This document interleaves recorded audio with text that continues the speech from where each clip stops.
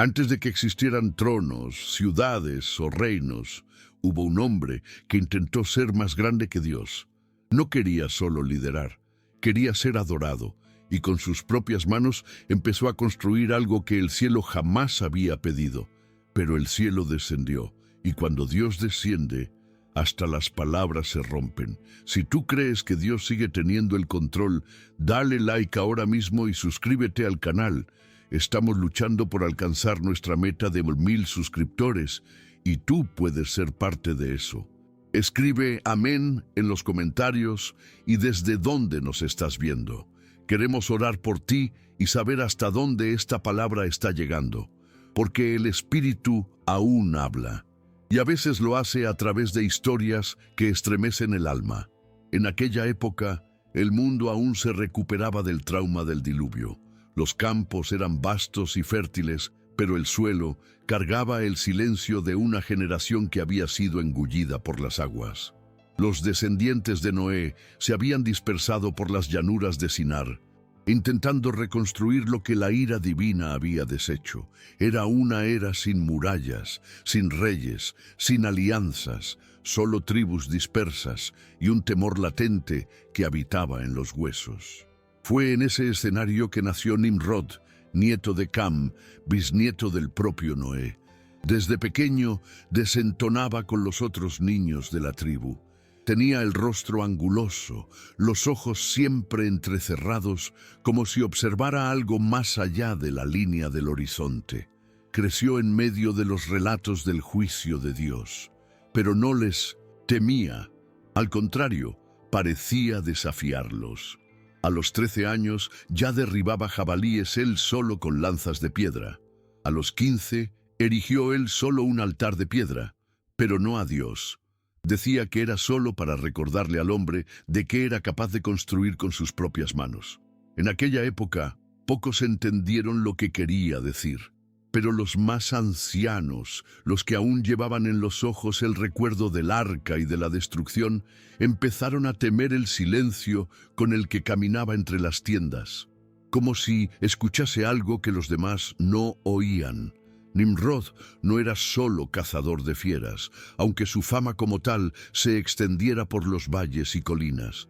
Sabía rastrear un animal con precisión sobrenatural, conocía el momento exacto en que una fiera cambiaba de respiración antes del ataque, pero su verdadera habilidad residía en algo que ni él sabía nombrar: el poder de doblegar voluntades.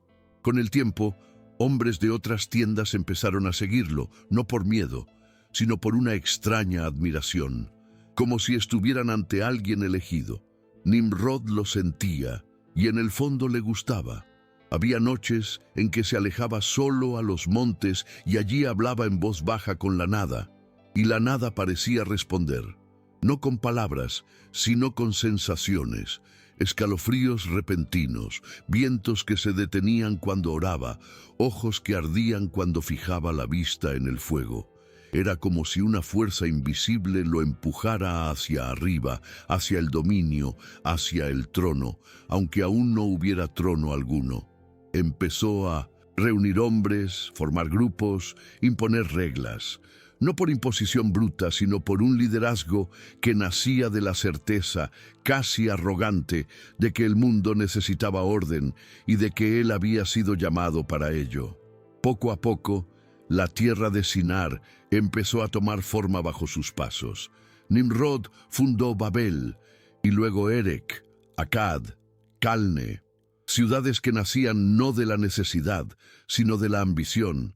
Eran centros de piedra, humo y voces que resonaban en el desierto. Él decía que cada ciudad sería un reflejo del poder humano, de la capacidad de levantarse incluso cuando Dios parecía ausente. Y muchos lo seguían. Hombres de diferentes pueblos abandonaban sus campos y traían a sus familias para vivir bajo sus órdenes. Algunos decían que era enviado de algún dios oculto. Otros murmuraban que era el propio juicio disfrazado de rey. Nimrod no los corregía. Apenas levantaba sus manos calladas al cielo como quien dice, si él no se manifiesta, entonces lo haremos nosotros. Y en ese silencio, sus ciudades crecían. Había rumores de que, en sus noches de soledad, subía a las torres más altas para gritar contra el cielo. Pero nadie sabía con certeza. Solo se veían al día siguiente las marcas de sus manos ensangrentadas en las piedras que tocaba. Por aquella época empezó a surgir entre los hombres una idea: construir algo que nadie jamás se había atrevido. Una torre que tocara el cielo, que probara al Dios que destruyó a sus antepasados, que ahora los hombres ya no temían. Hagámonos un nombre, decían, repitiendo las palabras de Nimrod como si fueran salmos. La construcción comenzó con prisa y fiebre. Los ladrillos eran moldeados a mano, cocidos al sol y pegados con asfalto negro de las orillas del Éufrates. Los hombres cantaban mientras levantaban los pisos, y el polvo se mezclaba con el sudor en sus rostros. Nimrod caminaba entre ellos en silencio, observando, tocando las paredes con reverencia. Sabía que aquello era más que una construcción, era una afrenta, y sentía placer en ello. En aquellas noches los vientos cambiaron. Había un peso en el aire, una inquietud en los animales, una tensión que nadie sabía explicar. Pero nadie se detenía, ni siquiera cuando el cielo parecía más bajo. En la mañana del 16º día de la obra, algo empezó a cambiar.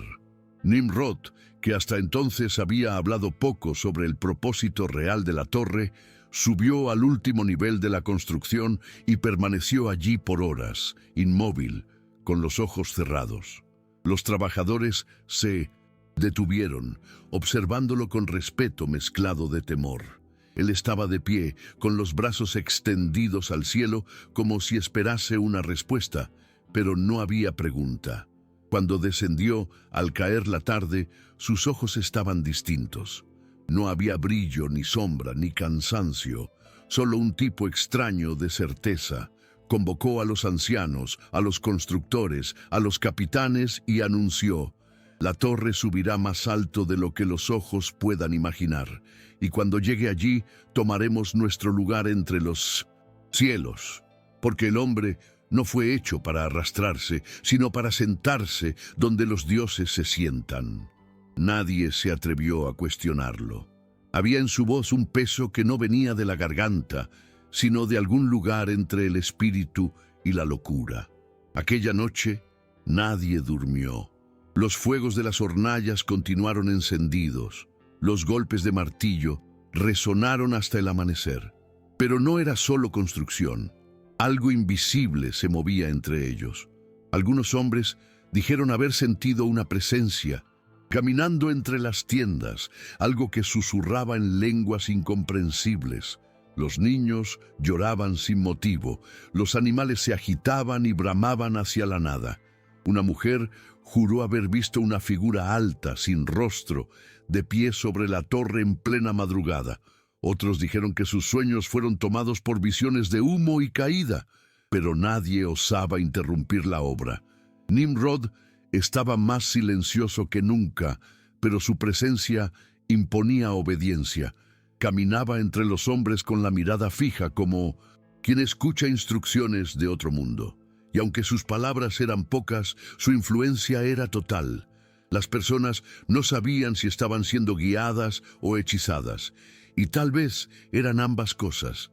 Y entonces llegó el día en que el cielo descendió, no como lluvia ni como rayo, sino como una inquietud que desgarraba el entendimiento. Era como si el propio aire estuviera cargado de choque, como si la atmósfera hubiera sido violada por algo que superaba los límites de lo natural. Nimrod estaba nuevamente en lo alto de la torre, solo, mirando hacia arriba. Dicen que hablaba en voz baja, pero nadie entendía. Y de repente, un grito atravesó el campamento. Un albañil dejó caer el balde de arcilla y empezó a gritar en un idioma desconocido. Otro intentó responder, pero sus palabras también salieron distorsionadas. En minutos, cientos de trabajadores hablaban lenguas que no comprendían. Era como si las voces estuvieran mezcladas, partidas en dos, reorganizadas por una mano invisible. El pánico se propagó como fuego seco. Nimrod bajó corriendo, intentando ordenar, pero ni sus capitanes podían ya entenderlo. Y en ese momento, ante el caos, lo supo. No porque oyera una voz, sino porque sintió un escalofrío que le atravesó la columna como una hoja fría. Dios había respondido. El suelo parecía temblar bajo sus pies. Los hombres empezaron a abandonar sus herramientas. Algunos huyeron gritando, otros se arrodillaron y lloraron. Grupos se formaron instintivamente por afinidad lingüística, como si fueran atraídos unos a otros por una fuerza invisible. Y Nimrod, en medio de todo, quieto, con las manos vacías, sentía algo que jamás había sentido: impotencia. Durante toda su vida había controlado hombres, palabras, ciudades, pero ahora no podía controlar ni siquiera el lenguaje. Lo que era un imperio se convertía en confusión. Lo que era orden se tornaba ruina. Miró al cielo, pero no tuvo valor de decir ni una palabra. En el fondo de su espíritu, supo que aquello no venía de los hombres. No era hechicería ni revuelta, era el juicio. La torre aún estaba en pie, pero por dentro ya había caído.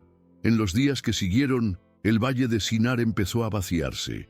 Grupos enteros abandonaban Babel en silencio, cargando sus pocas posesiones, a sus hijos sobre los hombros, sus palabras fragmentadas como sus sueños. Era un éxodo sin dirección. La ciudad, antes viva, palpitante, ahora era solo eco y polvo.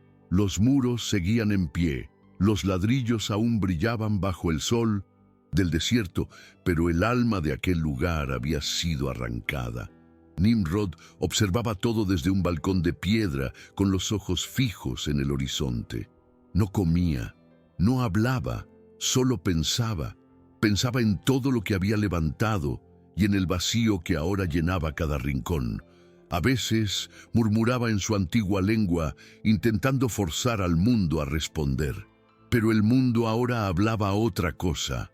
Intentó reunir a los que quedaban, intentó restaurar el orden, pero nada de lo que decía tenía sentido ya.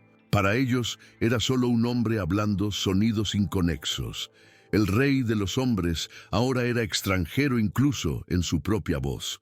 Una noche se sentó sobre las piedras de la torre incompleta y lloró por primera vez. No fue un llanto contenido, ni teatral. Fue un llanto desgarrado, desesperado, como quien percibe demasiado tarde que tocó algo que no debía. Nimrod no era un hombre débil, nunca lo había sido, pero aquella noche sintió el peso de la eternidad sobre los hombros. Pensaba en todo lo que había oído de niño, las historias del diluvio, del Dios que todo lo ve, que todo lo juzga. Se había burlado de ellas, creyendo que el hombre podía levantarse por sí solo. Pero ahora lo sabía. No existía altura de torre que alcanzara el trono de ese Dios. No lo veía, pero lo sentía en cada fragmento de silencio que quedaba.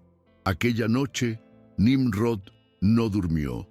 Se quedó allí, mirando las estrellas, y por primera vez en muchos años, no se sintió en la cima del mundo.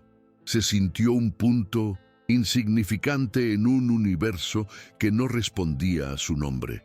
Al día siguiente abandonó la ciudad. Nadie sabe con certeza a dónde fue. Algunos dicen que caminó hacia el norte, en dirección a las colinas de Asiria. Otros juran que lo vieron más tarde entre los fundadores de Nínive, más frío, más callado, pero aún poderoso. Hay quien dice que nunca volvió a hablar, que pasó a vivir en silencio absoluto, como penitencia o maldición. Pero lo que quedó en la tierra de Sinar fue la torre, quieta, como una cicatriz abierta apuntando al cielo. Los que pasaban por allí decían que el lugar estaba maldito. Ninguna planta crecía alrededor, ningún animal se acercaba, y de noche se oía un sonido extraño proveniente de las alturas, como voces superpuestas, lenguas mezcladas, oraciones partidas. Aquello que fue construido para exaltar al hombre ahora servía como recuerdo de su caída. La torre no cayó por manos humanas, sino que fue partida por dentro, como todo lo que se levanta sin cimiento en la voluntad de Dios. Y los años pasaron, surgieron nuevas generaciones, los pueblos se dispersaron, las lenguas se multiplicaron, pero la historia de la torre permaneció. Se contaba en murmullos, en parábolas, como advertencia y lamento, y el nombre de Nimrod, antes temido, se volvió sombra. Algunos lo recordaban como el primer rey, otros como el primer necio que creyó que podía tocar el cielo con sus propias manos. Pero nadie lo olvidó, porque el espíritu de la torre aún acecha en los corazones. La voluntad de levantar un nombre, de controlar, de desafiar, no murió en Babel. Se propagó con los hombres, infiltrándose en imperios, templos, tronos y mercados, y tal vez, en el silencio de la historia, Nimrod aún esté por ahí, escondido entre líderes y ambiciones, intentando una vez más construir algo que alcance lo inalcanzable. Pero quien oye, quien teme, sabe. Ninguna torre resiste al soplo de Dios. Mucho tiempo después de la dispersión, cuando los hijos de los hijos de los hijos ya no sabían el significado exacto de las palabras habladas en Babel, aún así, algo permanecía vivo. No era un recuerdo preciso, sino una sensación que atravesaba los siglos, un tipo de escalofrío en el alma cada vez que alguien intentaba ser más grande de lo debido. Los ancianos de muchas tribus contaban a sus nietos sobre un hombre que quiso hacer morada en el cielo y acabó perdiendo el suelo. Lo contaban con ojos bajos y voz lenta, como quien habla de un abismo que todavía está abierto. Y aunque no mencionaran el nombre, todos sabían. Hablaban de Nimrod. Era como si, en algún lugar del tiempo, el espíritu de la torre aún susurrara a los corazones de los hombres la tentación de construir para sí mismos un nombre eterno, sin percibir que eternidad alguna existe fuera de la voluntad del Eterno. En las tierras de Asiria, donde siglos después la ciudad de Nínive crecería inmensa y cruel, algunos afirmaban que Nimrod había pasado sus últimos días, que allí, entre templos y mercados, siguió construyendo, pero con menos alarde, como si hubiera aprendido a temer, pero no a obedecer. Sus ojos, decían, estaban siempre fijos en el cielo, pero no con esperanza, sino con desconfianza, como quien espera otro castigo. Decían que evitaba hablar del pasado, pero cargaba sobre los hombros un peso que nadie más veía. Algunos trabajadores notaban que, cuando el viento soplaba más fuerte, Nimrod recitaba frases que nadie comprendía, palabras de una lengua que ya no existía. Tal vez buscaba lo que perdió, tal vez solo quería ser entendido de nuevo, pero Dios ya había dividido los sonidos, y el hombre que un día comandó multitudes ahora era un rey en medio de un silencio que no se traducía. Hay registros antiguos, tallados en piedras y escondidos bajo los escombros de templos olvidados, que hablan de un hombre reino, que dominaba tierras y cazaba sombras. Esas inscripciones nunca mencionan a Dios, pero hablan de una fuerza que siempre lo vigilaba, que le impedía dormir, que surgía en los espejos de agua cuando intentaba lavar su rostro de vergüenza. Estos textos, aunque borrados por el tiempo, hablan de pesadillas recurrentes, de lenguas mezcladas, de torres partidas, de un cielo que se cerraba como una piedra. Tal vez sean solo leyendas, pero hay quien dice que fueron escritas por él mismo, o por algún escriba que testimonió sus últimos días. Y si son verdad, entonces Nimrod pasó el resto de su vida intentando entender dónde fue que todo se quebró. Pero tal vez lo más triste fue darse cuenta de que el error no estaba en las piedras de la torre, estaba dentro de él. Fue solo muchos años después, cuando el pueblo de Israel comenzó a registrar las escrituras, que el nombre de Nimrod apareció de nuevo, frío, seco, casi como una alerta. Un nombre mencionado entre genealogías, entre ruinas de ciudades y ecos de orgullo. Pero incluso allí, en pocas líneas, su sombra flotaba. Había sido el primero en liderar multitudes, en fundar imperios, en consolidar ciudades, y el primero en caer por querer ser Dios. La narrativa sagrada lo recordaba no por sus victorias militares, ni por los muros que construyó, sino por lo que intentó erigir por encima de los cielos, y que Dios bajó para destruir. Lo que iba a ser gloria eterna se convirtió en polvo y confusión. Y hasta hoy, cuando los hombres empiezan a exaltarse demasiado, cuando intentan hacerse nombres por encima del nombre de Dios, alguien siempre recuerda Babel, recuerda a Nimrod. En cada generación, de formas diferentes, Nimrod resucita. A veces en la mirada de un líder sediento de control, a veces en la mente inquieta de quien cree no necesitar ya de Dios. Se levanta en las plazas de los imperios, en las mesas de los poderosos, en las torres de acero de las ciudades modernas.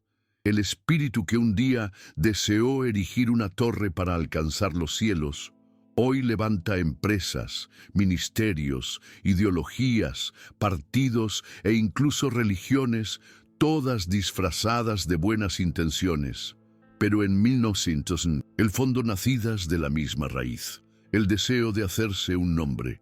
La torre nunca dejó de construirse, solo cambió de material.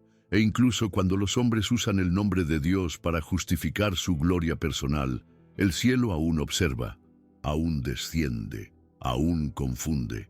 Porque el mismo Dios que deshizo Babel sigue sentado en el trono, inmutable, incontestable, justo.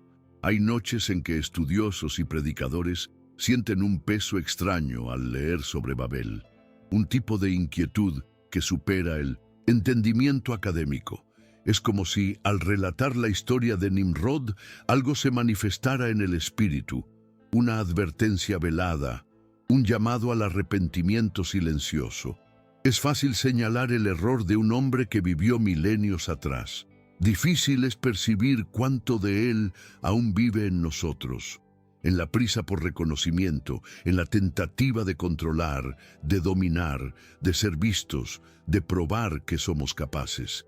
Y cuando ese deseo se disfraza de fe, la torre se reconstruye dentro del alma. Pero el Espíritu Santo, con su sabiduría mansa, aún susurra: entrega tus caminos al Señor, deja que yo construya.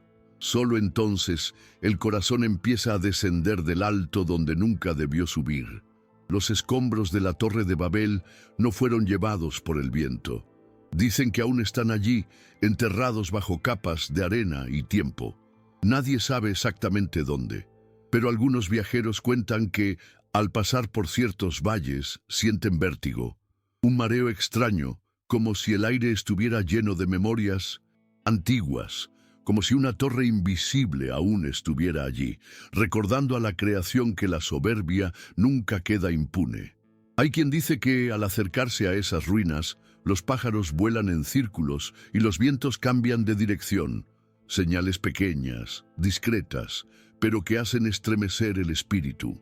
No se trata de piedras ni de altura, se trata de propósito. La torre nunca fue problema por ser alta, fue problema por ser vana.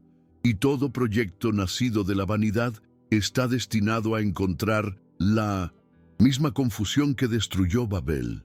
Nimrod, hasta el final de su vida, nunca volvió a ser comprendido plenamente. Viajó, construyó, intentó recomenzar, pero algo dentro de él se había quebrado para siempre. Algunos dicen que murió anciano, mirando el horizonte, murmurando sílabas perdidas de la lengua que hablaba antes de la caída. Otros creen que fue consumido por su propia ambición, que no soportó el peso del silencio de Dios. Pero nadie duda de que su fin fue solitario, porque el poder, cuando no está sometido al cielo, siempre termina así, en ruina y eco. Y tal vez ese sea el legado no escrito de Nimrod, no lo que construyó con las manos, sino lo que perdió con el corazón. Su nombre, grabado en la Biblia como señal y aviso, permanece para recordar. Dios resiste a los soberbios, pero da gracia a los humildes.